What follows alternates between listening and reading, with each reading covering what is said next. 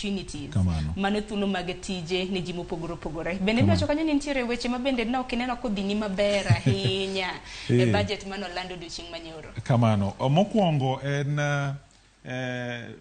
VAT mar fuel.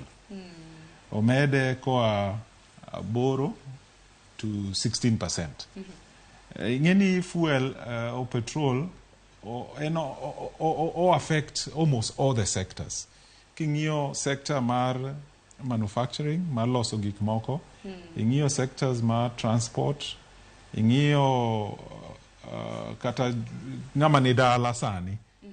Kidhi rego, bech rego bo medre nikech petrol omedi.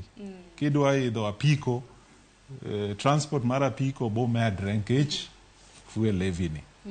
Kidwa idho kata nyamburko, kidhi kamoro, transport ne ibo med malo.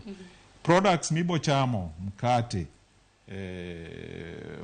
mafuta mitedogo, gik moko temiloso. Nyaka gibi med bei ne wach 16% ni. Ero kata mne 16% kanyo kata mna kani winjo ka serikali bende wacho gintiere gi chenro